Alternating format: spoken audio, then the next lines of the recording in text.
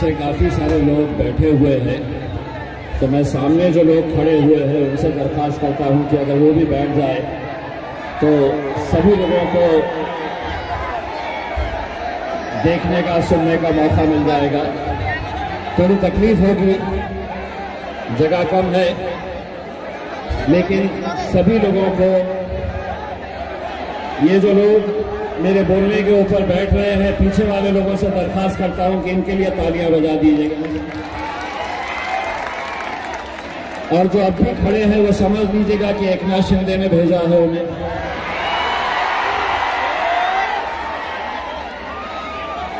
मुझे समझ में आ गया है यहाँ पर मेरे अपने कितने हैं और बाहर के कितने आए हुए हैं। अगर आप खड़े रहेंगे तो मैं समझ लूंगा कि आप मजलिसी नहीं है।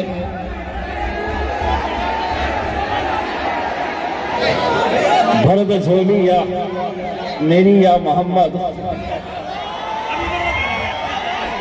भरत झोली मेरी या मोहम्मद, लौट कर मैं न जाऊंगा खाली। यकीन मानिए यहां से अल्हम्दुलिल्लाह जो दीवानगी और जो तड़प मैंने कुछ साल पहले नंदुरबार के अंदर देखी थी, उससे कई ज्यादा दीवानगी आज अल्हम्दुलिल्लाह यहां पर देखने को मिल रही है। और मैं इतना यकीन के साथ कह सकता हूं कि अगर आज नंदुरबार में बगैर पैसा दिए हुए, बगैर गाड़ियां लगाए हुए, बगैर गाड़ियां लगाए हुए, बगैर पैसा दिए हुए, अगर नरेंद्र मोदी तुमने इतनी पब्लिक जमा कर लिया तो मैं पीछे हट जाऊंगा।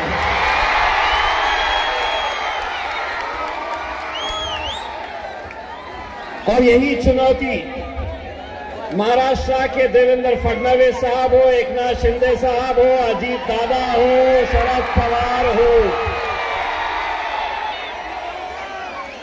इतने जमा करने के लिए तुमको तो 200 300 रुपये देना पड़ता है। हाथ में जबरदस्ती झंडा थमाना पड़ता है और बोलना पड़ता है ये लो 200 रुपये और जाओ हमारा जिंदाबाद जिंदाबाद करो करके। अल्हम्दुलिल्लाह ये सिर्फ और ये सिर्फ एक ही बुनियाद के ऊपर यहां पर इकट्ठा हुए हैं, और वो बुनियाद है कि तेरा मेरा रिश्ता क्या, तेरा मेरा रिश्ता क्या। तुम नहीं उठाओगे हाथ, मुझे मालूम है। आखिरी मर्तबा बोल रहा हूं, देख लो उन लोगों को, पहचान लो जो हाथ नहीं उठा रहे। तेरा मेरा रिश्ता क्या। ये कहां है मीडिया वाले? अब सुनो, हम कोई हीरो नहीं है कि कैमरा हमारे ऊपर ही। हमारे हीरो कौन है जानते हैं? ये पूरे हमारे हीरो हैं इसके अंदर, जो इंशाअल्लाह 2 तारीख के दिन मजलिस की फिल्म को हिट करने वाले हैं इसमें इंशाअल्लाह। मेरे भाइयों, अल्हम्दुलिल्लाह आज हम, भाई साहब पीछे लोग आपका इसरार कर रहे हैं कि आप नीचे बैठे करके। आप बैठे ना पीछे, आप बैठे ताकि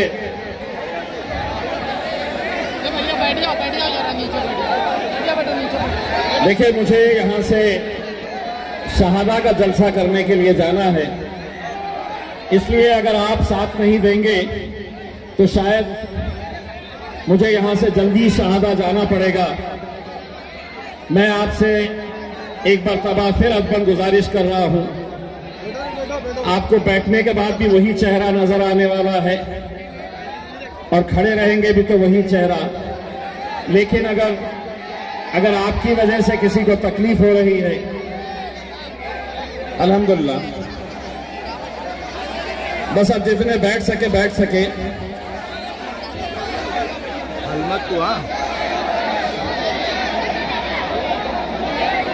के लीजिए, इसमें एक पहलवान आ गया, मेरे पैसा बैठने को बोल रहा। यही मसला है कौम का। सारा गुस्सा जो है, मेरे को नीचे बैठने को कैसा बोला उन्हें लौड़ा, तेरी पूरी ताकत मेरे राजा 2 तारीख के दिन ऐसा लगाओ पतंग के ऊपर, दोन दोन दोन दोन दोन, तो कुछ बात है, वरना सारा जोश जो है, हमको क्यों बोर्ड में बैठने के लिए, मुझे पता चला है कि नंदुरबार के अंदर बड़ी, बैठ जाइए दोस्तों या तो पीछे हो जाइए, नंदुरबार के अंदर बहुत अच्छे तरीके से साजिश चल रही है कि मजलिस इत्तेहाद उल मुस्लिमीन का झंडा यहीं नहीं लहराना चाहिए, मजलिस इत्तेहाद उल मुस्लिमीन यहां पर कामयाब नहीं होना चाहिए। इसके लिए जो खेल खेला जा रहा है हम अच्छी तरह से समझते हैं, कुछ ऐसा ही खेल बिहार के अंदर हमारे साथ खेला गया। अल्हम्दुलिल्लाह आज हम एक 5 सीटें आप लोगों की दुआओं की बदौलत बिहार के अंदर मजलिस ने कामयाबी हासिल की।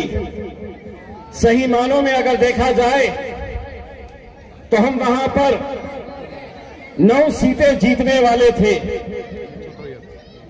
लेकिन बाकी के जो 4 सीटें हम नहीं जीत पाए, उसकी वजह यही थी कि अलग अलग सियासी पार्टियों ने कहीं कोई इंडिपेंडेंट उम्मीदवार खड़ा किया, या कुछ ऐसी पार्टियां जो जिंदगी में कभी मुसलमानों को खरीद नहीं करती, मुसलमानों को टिकट देने का नाम नहीं लेती, उनकी मजबूरी हो गई थी कि कैसे हमारे वोटों को बांटा जाए, तकसीम किया जाए, ताकि कहीं से आरजेडी निकल जाए, कहीं से कांग्रेस निकल जाए, कहीं से बीजेपी निकल जाए। लेकिन अल्हम्दुलिल्लाह वहां की आवाम ने तय किया था कि अब हम ऐसे राजनीतिक षड्यंत्र का, ऐसे खेल का शिकार नहीं होने वाले हैं।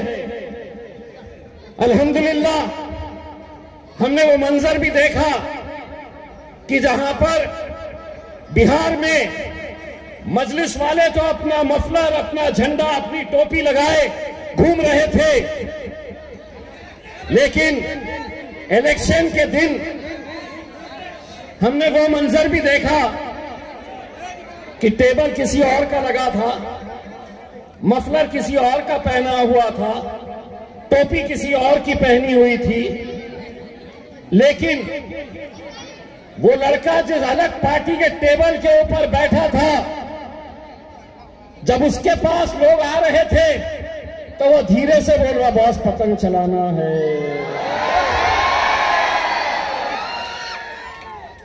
तो यहां पे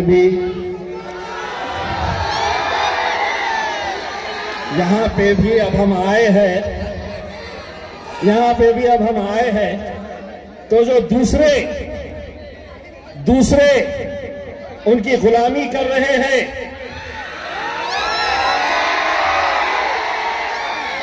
उनका रेट आज बहुत बढ़ जाने वाला है। वो साफ बोल देने वाले हैं कि एकनाथ शिंदे साहब तुम घर घर जाओ तो भी कुछ घंटा होने वाला नहीं है, ये सब मजलिस को देने वाले हैं। अब नाम निकाल ही ले चुका हूं, तो जरा उनका हिसाब भी कर लेते हैं। ये कौम ला इलाहा इल्लल्लाह मोहम्मद रसूलुल्लाह, हम हर चीज बर्दाश्त कर सकते हैं। एकनाथ शिंदे साहब, आपकी शिवसेना ने सुना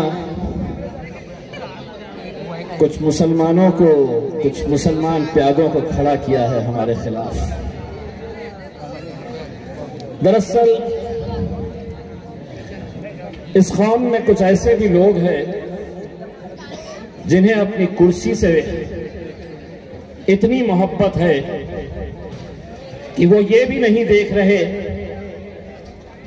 कि जिस शख्स के साथ वो कांधे से कांधा लगाकर खड़े हुए हैं, जिसे वो अपना लीडर कह रहे हैं, जिस पार्टी से वो अपनी नुमाइंदगी लेकर आपके मोहल्ले, आपकी गली में घूम रहे हैं, दरअसल वो पार्टी का सर्वे सर्वा महाराष्ट्र के उस वक्त के मुख्यमंत्री, आज के उप मुख्यमंत्री एकनाथ शिंदे साहब, जब इसी राज्य के अंदर एक महाराज ने हमारे नबी करीम सल्लल्लाहु अलैहि वसल्लम उनके खिलाफ गुस्ताखी की, तो यही वो एकनाथ शिंदे साहब है जो दूसरे दिन उसके उस आश्रम में गए, उन्होंने उसकी पीठ थपथपाई और मुसलमानों को और जलील और रुस्वा करने के लिए उन्होंने उस महाराज से कहा कि हमारे राज्य के अंदर तुम्हारा कोई बाल भी बांका नहीं कर सकता है। आज उसी एकनाथ शिंदे साहब की पार्टी के अंदर अगर कोई मुसलमान टिकट लेकर आ रहा है, उनकी महफिल सजा रहा है, तो ये समझ लो कि गुस्ताख रसूल सिर्फ वो महाराज नहीं, गुस्ताख रसूल सिर्फ एकनाथ शिंदे नहीं, बल्कि वो तमाम मुसलमान हैं जो उसके साथ कांधे से कांधा लगाकर खड़े हुए हैं।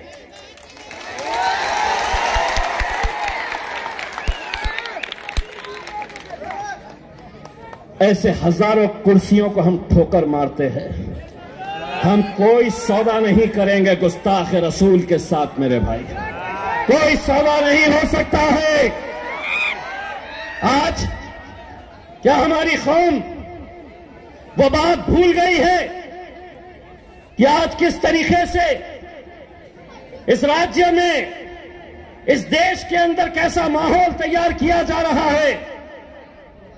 हमारी बच्चियों से कहा जा रहा है कि तुम हिजाब नहीं पहन सकती। हर रोज कहीं ना कहीं मस्जिदों को निशाना बनाया जा रहा है, गरीब मुसलमानों के घरों को बुलडोजर से गिराया जा रहा है। यहीं से बहुत करीब जामनेर में एक नौजवान बच्चे को कत्ल कर दिया जाता है। उसके कातिलों को गिरफ्तारी नहीं, पुलिस चार्जशीट नहीं फाइल कर रही है, क्योंकि मंत्री भाजपा का है। वो लड़का कौन था? कौन था? मुझे क्या लेना देना, होगा कोई, यही सोच है, होगा कोई, क्या मतलब है? ठीक है, मारा है किसी ने, मर गया है। कभी उसके मां बाप के बारे में तस्वर किए हैं आपने? कभी किसी नेता से पूछे हैं कि क्या तुम उस जवान बच्चे को अपनी आंखों के सामने एक मां बाप मरता हुआ देखे? हुकूमत पुलिस की मदद से चार्जशीट नहीं फाइल कर रही क्योंकि वहां पर गिरीश महाजन नाम का एक बड़ा ताकतवर मंत्री है, तो कोई नहीं कुछ बोलेगा।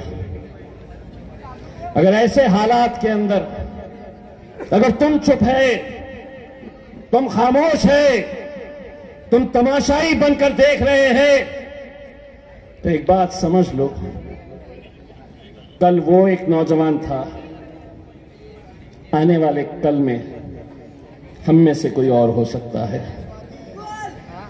तुम उसकी मौत के ऊपर खामोश है, कल तुम पर यह वक्त खुदा न करे आए तो कौन आवाज उठाएगा? इस मुल्क के अंदर अगर खुदा ना करे इस कौम के ऊपर कोई बुरा वक्त आए तो ना तो राहुल गांधी आएगा, ना शरद पवार आएगा, ना एकनाथ शिंदे, ना अजीत पवार, ना देवेंद्र फडणवीस, कोई नहीं आने वाला है। तुम्हारी लड़ाई, हमारी लड़ाई हमें खुद लड़नी है। जमहूरियत के तौर के ऊपर हमें लड़नी है। अगर गिरीश महाजन कोई कानून से बड़ा नहीं है, हम वहां के एसपी से यह सवाल करते हैं, बाकी कोई नहीं करने वाला है। हम कर रहे हैं। क्या मजबूरी है तुम्हारी? अगर तुम अपनी वर्दी का सही तरीके से सम्मान नहीं कर सकते हैं, जिस वर्दी को पहनते हुए तुमने एक शपथ ली थी, कसम खाई थी कि इस वर्दी के अंदर मैं किसी के साथ भेदभाव नहीं करूंगा, कोई जाति धर्म के साथ में नाइंसाफी नहीं, तो मुझे बताओ जलगांव के एसपी साहब, कानून हमारे लिए अलग है और कानून उनके लिए अलग है, ऐसा हो नहीं सकता है। कानून अगर उनके लिए है, वही कानून मेरे लिए है। लेकिन आज वो इसलिए कर रहे हैं मेरे भाई कि तुम्हारी कोई नुमाइंदगी नहीं है। जरा कुछ हो जाए, असदुद्दीन ओवैसी ने बोलना चाहिए। इलेक्शन आया तो नहीं साहब, हम तो सेक्युलर पार्टियों के पीछे जाएंगे, हम सेक्युलर है। यही सेक्युलर सेक्युलर सेक्युलर बोलते बोलते आज पूरे हिंदुस्तान से हमारी क़यादत खत्म हो चुकी है। एक मुस्लिम मेंबर ऑफ पार्लियामेंट महाराष्ट्र में नहीं है, एक भी नहीं। मध्य प्रदेश में एक भी नहीं, गुजरात में एक भी नहीं, राजस्थान में एक भी नहीं, झारखंड में एक भी नहीं। कितने और गिनाऊं? क्यों नहीं है? इसलिए नहीं है, ये इलेक्शन आया तो ये जो है ना, इन्हें बांट दो। बड़ा आसान है इन्हें बांटना, इन्हें बिखेरना, इन्हें खरीदना। यही खेल पिछले 76 सालों से हम देखते आए हैं। हम बहुत ज्यादा, पूरी सीटें तो हम बिहार में नहीं लड़ रहे थे, चंद सीटें, 6 सीटें मांगे थे कांग्रेस से, 6, 243 सीटें बिहार असेंबली में गए। मजलिस ने लिख कर दी, असद साहब, अख्तर उल ईमान साहब, हमारे बिहार के सदर ने लिख कर दिया आरजेडी और कांग्रेस को कि हमें महज 6 सीटें दे दो। तो तेजस्वी यादव ने जवाब दिया कि अगर तुम्हें भाजपा को हराना है तो मजलिस ने यहां पर इलेक्शन ही नहीं लड़ना चाहिए बिहार में। कांग्रेस ने कहा यहां असदुद्दीन ओवैसी को कौन पहचानता है, मजलिस को यहां पर वोट क्यों देंगे वो हैदराबाद वाली पार्टी को। आपकी मम्मा इटली से आई हुई है, हमने कुछ बोले थे?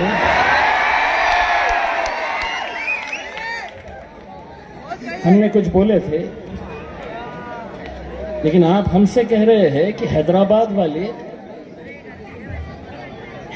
वाले यहां क्यों आए हैं करके। अब दरअसल क्या है, इनको प्यारी अच्छी जबान इनको समझ में नहीं आती है। इनको जो भाषा समझ में आती है ना, वो बार बार मेरे मुंह से सुनना चाहते हैं। अब मैं जबानी चला रहा हूं, वरना तो लातों के बूथ हाथों से नहीं मांगते। तो ना मैं लात चला रहा हूं, ना हाथ चला रहा हूं, लेकिन जबान चलाऊंगा,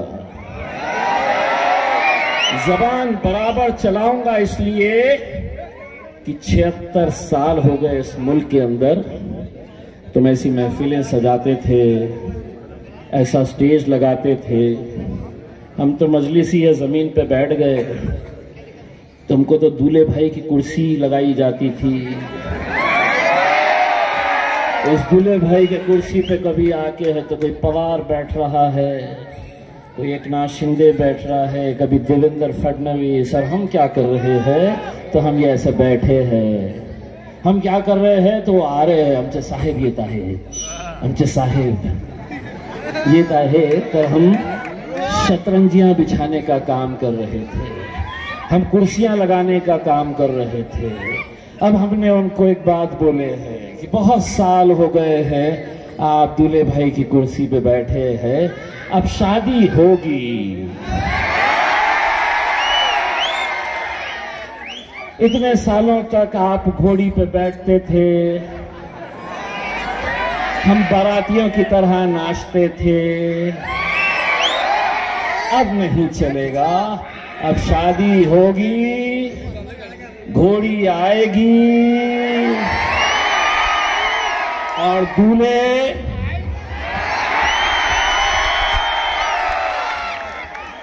दूल्हे भी हम ही बनेंगे अब। और हमारी घोड़ी के सामने तुमको क्या करना है? ताता थैया, ताता थैया। प्रैक्टिस कर लो अच्छे तरीके से। 3 तारीख के दिन ये आवाम, सुनो कांग्रेसियों,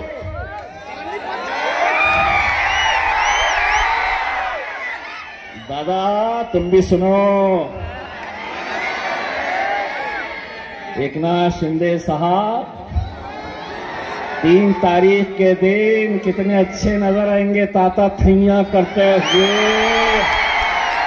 कि हुकूमत हमारी इतना सब कुछ कर लिए, लेकिन नंदुरबार में ऐसा क्या जलवा हो गया? 6 है ना? हमने 6 मांगे थे बिहार में, नहीं देते बोले, नहीं देते बोले। हम 5 आए और कांग्रेस को 6 पे लाके छोड़ दिए हमने। जैसे ही हमारा असद साहब का जलसा ऐसा होता तो दूसरे दिन हेलीकॉप्टर से पहुंच जाते। असद भाई ऐसे, एमआईएम ऐसी, एमआईएम को वोट नहीं देना, ये नहीं करना। लेकिन पब्लिक ने तय कर लिया था, जैसा नंदुरबार की आवाम ने तय कर लिया है। कितने सीटें हैं नंदुरबार में? पूरे 41 सीटें हैं पूरी नंदुरबार में। मजलिस कितने पे लड़ रही? इलेक्शन अब कितने पे होगा मालूम? 35। Very good. इसको एक 10 रुपए का इनाम दो। मेरे दिल की बात बोला उसने। इलेक्शन अब 35 पे होगा, क्योंकि 6 का नतीजा आज मोहर लगेगी। बोलो मोहर लगेगी पतन पे, मोहर लगेगी। कितनी भी कोशिश कर लो, जो ताकत लगा सकते हैं अब लगा लो। मैं इतना यकीन के साथ कह सकता हूं, रफत भाई, फरहत भाई, मेरी ये ख्वाहिश है, इनको जलाना मुझे बड़ा अच्छा लगता है। इन्हें सताना, इनकी आंखों में गुस्सा और तकलीफ देखकर मुझे बड़ी खुशी होती है। 6 है ना? एक वादा करना पड़ेगा। इरशाद भाई आप जिम्मेदारी लीजिए। पहली मर्तबा जब जीत कर जाएंगे ये नंदुरबार की नगर पालिका के अंदर, तो कोई कुर्ता पैजामा नहीं, कोई पैंट शर्ट नहीं, पूरे के पूरे जाएंगे असद भाई की शेरवानी में जाना। बड़ी लगेगी इनको मिर्ची, बड़ी लगेगी मिर्ची। कहेंगे कि एक शेरवानी से पूरा पार्लियामेंट परेशान है, अब यहां पे 6 आ गए हैं। और इंशाल्लाह मैं भी कोशिश करूंगा। एक मेरे शादी की भी एक शेरवानी रखी है, अगर तुम बुलाए तो मैं भी आ जाऊंगा वो शेरवानी पर तुम्हारे साथ। नगर पालिका में मैं भी इंशाअल्लाह, अल्लाह ने चाहा, आप लोगों ने ये मौका दिया तो हम भी आ जाएंगे।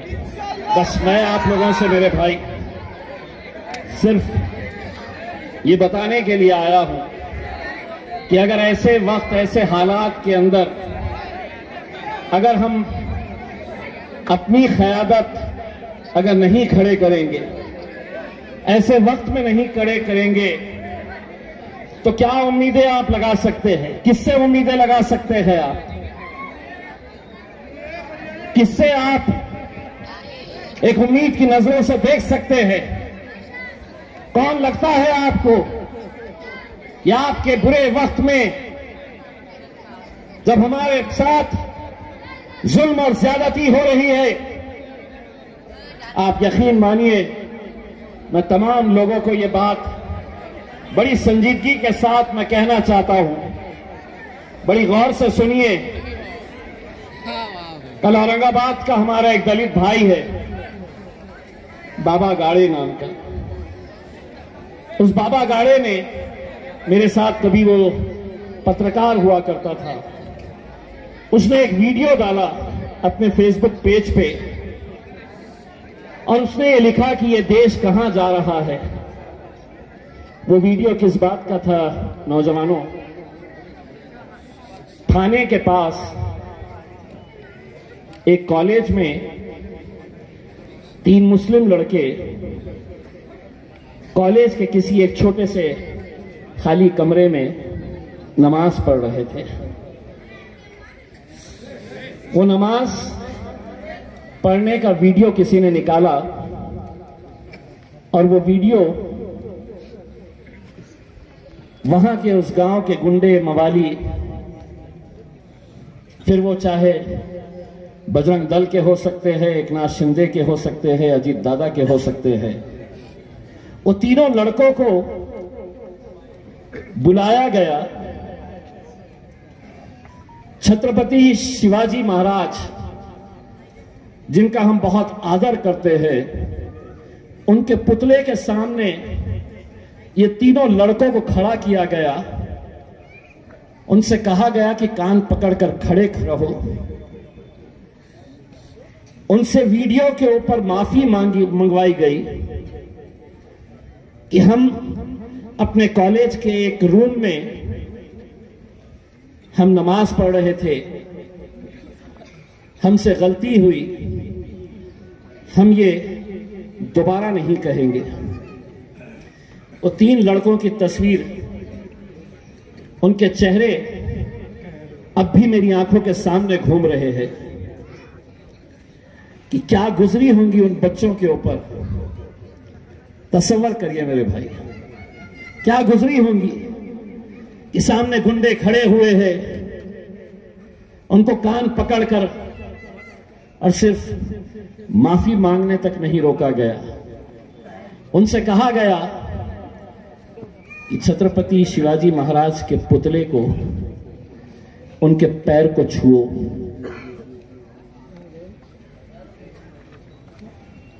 मुसलमान इज्जत, आदर, सम्मान, हम झुकते हैं तो सिर्फ अपने अल्लाह के सामने झुकते हैं। लेकिन वहां पे उस शख्स के पैर छूने के लिए कहा गया जिस छत्रपति शिवाजी महाराज ने, चाहे उनकी फौज हो, उनके जितने वफादार लोग थे, जिस छत्रपति शिवाजी महाराज ने मुसलमानों को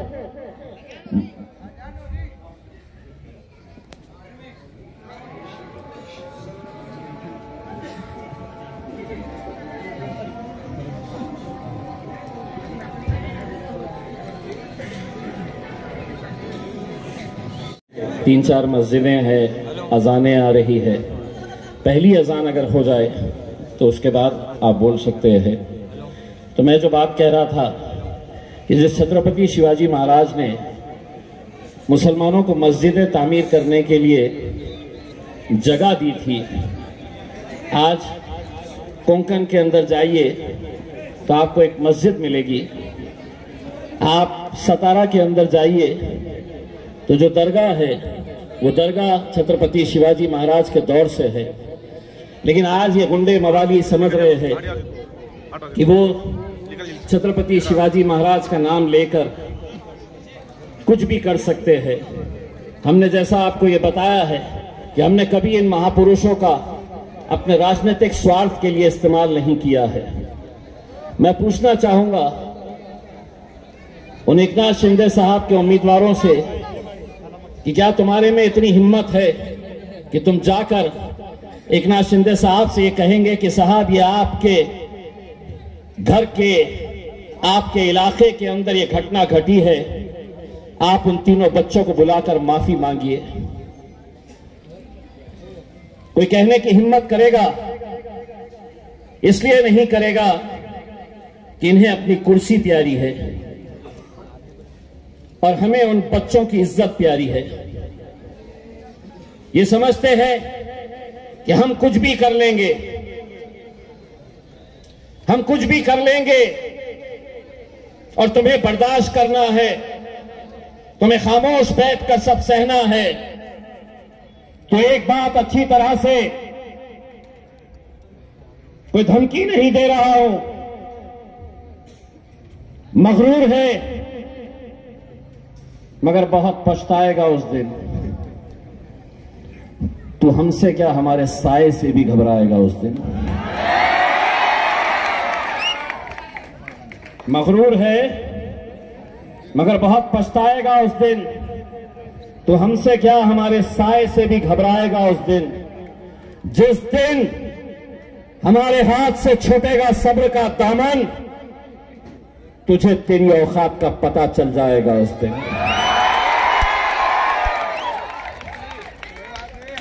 मैं कोई कांग्रेसी या एकनाथ शिंदे या अजीत दादा,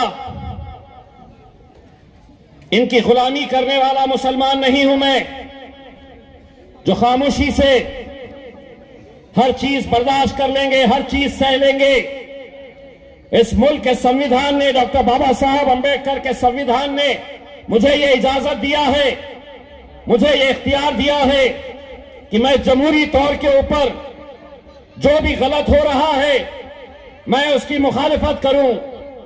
ये तो अपने आप को बहुत अच्छा समझ रहे हैं, तो एक बात समझ लो, तुम अच्छे हैं तो हमसे किनारा कर लो। हम बुरे हैं, बुरे वक्त पे हम ही काम आने वाले हैं। तुम बहुत अच्छे, तुम्हारा नेता बहुत अच्छा। नेता क्या, अपने बाप को बाप नहीं बोलते होंगे, उन्हें अपने नेता को बाप बताते होंगे। गुलामों, ये कौम, ये वो कौम है जो तुम्हें सर पे बिठा सकती है। अब भी वक्त है, आओ किसी स्टेज के ऊपर और ऐलान करो कि मुझसे गलती हुई, मैं गुस्ताख रसूल का साथ देने निकला था। ठोकर मारो ऐसे काउंसिलरशिप के ऊपर, वरना हालत ये हो जाएगी, जिस गली से गुजरेंगे, जिस घर के सामने से गुजरेंगे, छोटा छोटा लड़का तुम्हें देखकर कहेगा ये आया गुस्ताख रसूल, ये आया खाम का क्या, एक 10 रुपये इसको भी दो।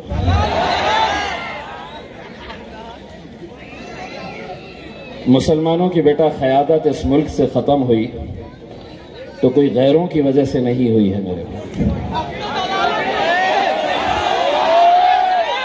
हमारे अपने ही थे, हमारे अपने ही थे। और अगर कोई जिंदा मिसाल देखना है उसकी, तो तुम्हारा ये बेटा, तुम्हारा ये भाई, तुम्हारा ये दोस्त इम्तियाज जलील तुम्हारे सामने खड़ा है। अगर आज इकलौता एक मुस्लिम एमपी महाराष्ट्र से, उसको हराने के लिए कैसी कैसी साजिशें खेली गई थी, कैसे सब एक साथ मिलकर आ गए थे, काहे की सेक्युलर पार्टी सब एक साथ मिलकर आ गए थे। सब ने तय कर लिया था कि साहब हम में से कोई हार जाए, कोई जीते चलेगा, लेकिन ये बंदा जीतना नहीं चाहिए। क्यों नहीं जीतना चाहिए? कि तुम जिसको बाप बोलते हैं उसको हम अपनी ठोकर पे रखते हैं। पूरे के पूरे लग गए, नहीं आना चाहिए। और हराने में गैरों से ज्यादा हमारे अपनों का हाथ था। भाजपा वाले उनकी गाड़ी में पेट्रोल डाल रहे, गाड़ी में पेट्रोल पड़ा कि लगे काम पे, फिर इलेक्शन आया, फिर पेट्रोल डाला जा रहा है, फिर लगे हैं काम पे। बोले इम्तियाज जलील खत्म हो गया तो महाराष्ट्र में मजलिस कमजोर हो जाएगी। अबे हम तो आते ही तुमको चुनौती दिए, और तुमको क्या, दिल्ली में बैठे तुम्हारे पप्पा के पप्पा को हमने बोले हैं कि नंदुरबार में बगैर 200 रुपये, बगैर गाड़ी दिए हुए इतने जमा कर लो भाई और बहनों।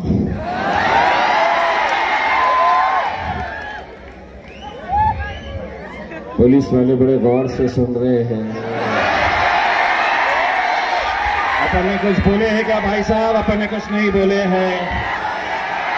अपन ने क्या बोले हैं भाई और बहनों?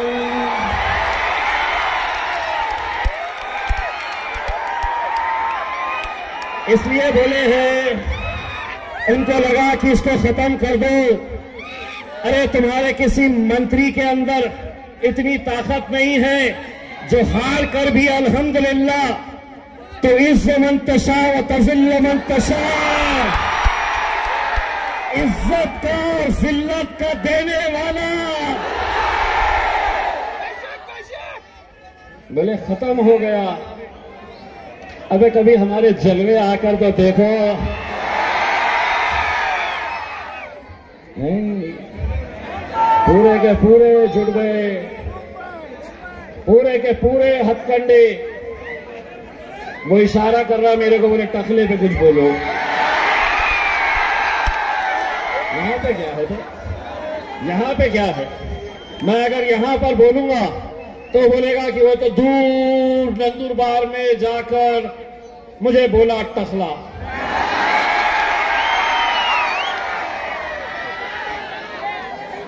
पुलिस वाले गौर से सुन रहे, मैंने टखला किसको बोला? देखे भाई, जब आदरणीय प्रधानमंत्री, सुनिए, आदरणीय प्रधानमंत्री श्री नरेंद्र मोदी जी, भाई और बहनों, इन्होंने कहा हमको, पूरे देश को बताया कि मैं प्रधानमंत्री बनने से पहले क्या करता था।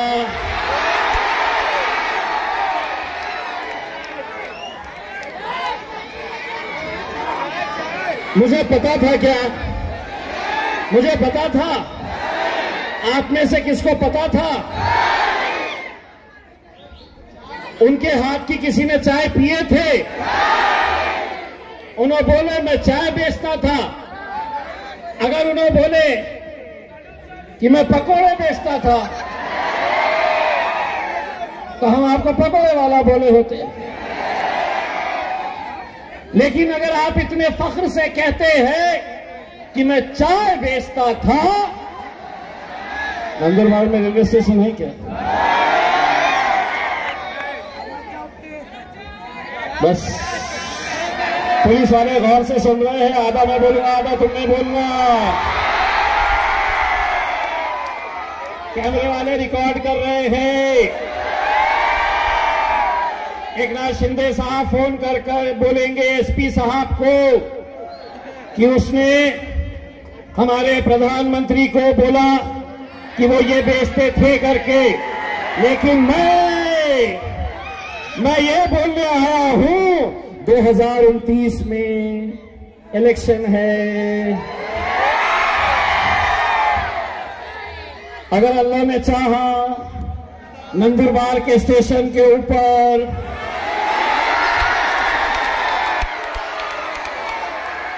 आप ट्रेन में बैठे हैं और एक शख्स खिड़की के पास आकर भाई और बहनों गरम कड़क चाय चाय चाय चाय चाय चाय चाय चाय चाय चाय चाय चाय।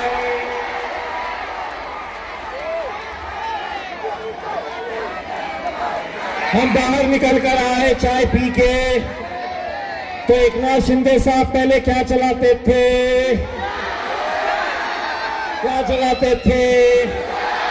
मैं बोला क्या? पुलिस वाले सुन रहे, मेरे पे केस बनता क्या मिलता? इसको क्या बोलते? इसको बोलते बाबा जी का उल्लू।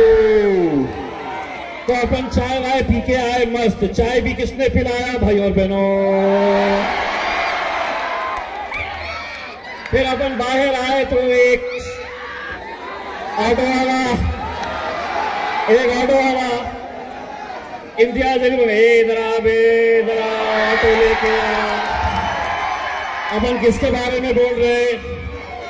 मैंने नाम ही नहीं लिया, मेरे ऊपर केस ही नहीं बनता। तुम एसपी को करो, पीआई साहब को करो, किसको भी करो, कानून सबूत मांगता है। कानून सबूत मांगता है। एक बात अच्छी तरह से समझ लो साहब, एक बात वो तमाम सियासी पार्टियों के लिए है जो आज तक ये ऐसी महफिलें सजाकर सिर्फ हमें बोलने का काम करते थे। हम शेर हिंदुस्तान असदुद्दीन अवैसी को मानने वाले हैं। गूंगे मुक्के बहरे नहीं है। जिस लहजे में तुम बात करेंगे उसी लहजे में, और हमारी फितरत है, हम कोई चीज रखते नहीं अपने पास सूद समेत। इसलिए अगर तुम बोलेंगे अभी ये अहमदनगर में एक आमदार था, दादा का आमदार, इतना फड़फड़ा रहा था। मैंने असद भाई को बोला, असद भाई जरा ज्यादा हो जा रहा, इसका इलाज करके आता। तो असद भाई बोले तू अकेला क्यों जा रहा, चल मैं भी आता। इतनी धुलाई की है, चिकनी चमेली की कि अब बोलना ही भूल गया। एक बंबई में है इत्तू सा है। मेरे को डर ये लगता है कि किसी दिन ये असदुद्दीन अवैसी साहब के सामने आ जाए तो असद भाई उसको उठाकर शेरवानी के जेब में न रख के लेकर चले जाए।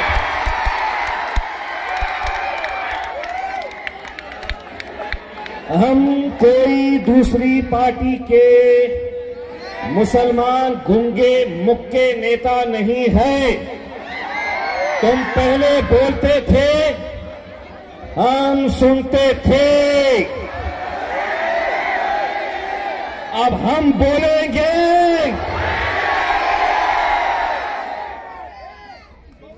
आगे क्या बोलना है मालूम है ना?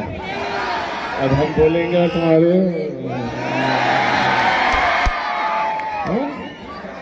पुलिस वाले सुन रहे, तो आधा मैं आधा तुम। मीडिया वाले रिकॉर्ड करो और भेजो सबको। अब हम बोलेंगे और तुम्हारे। एक ही बोलो, कोई पप्पा बोल रहे, कोई बाबा बोल रहे हैं, कोई बाप बोल रहा है। बाप बोलो, बाप। अब हम बोलेंगे और तुम्हारे। समझ में आ गया? 2 तारीख के दिन क्या करना है?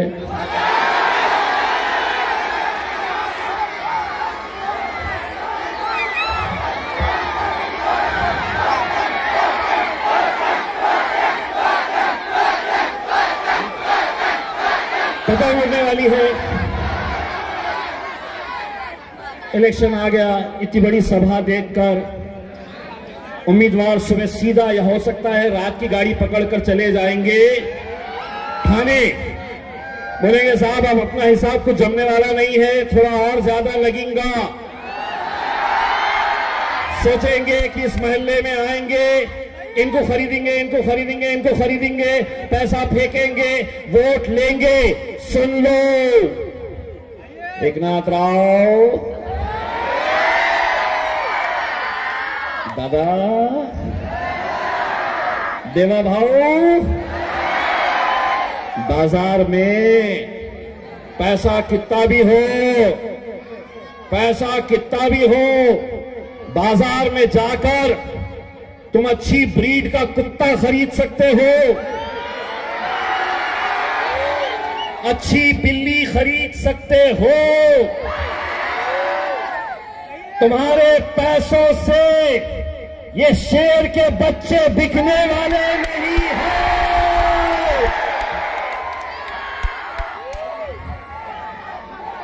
बस इतना मैं आप लोगों से इल्तिजा करता हूं मेरे भाई कि 3 तारीख के दिन जब नतीजे आए तो इम्तियाज जलील का सीना भी चौड़ा होना चाहिए। हमें भी फख्र होना चाहिए कि मजलिस के लिए हम यहां पर आपके बीच आए थे।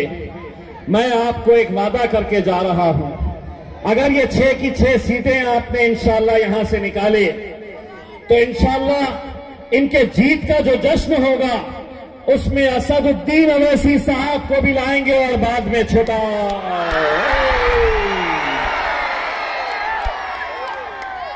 तो बस जाते जाते मेरे और आपके रिश्ते को मैं मजबूत करके जाना चाहता हूं, याद दिलाना चाहता हूं। दोनों हाथ ऊंचे करके मेरे साथ आवाज से आवाज लगाओ, कैमरा उधर घुमाओ, हमारा चेहरा इतना मत दिखाओ। बोलो तेरा मेरा रिश्ता क्या, तेरा मेरा रिश्ता क्या,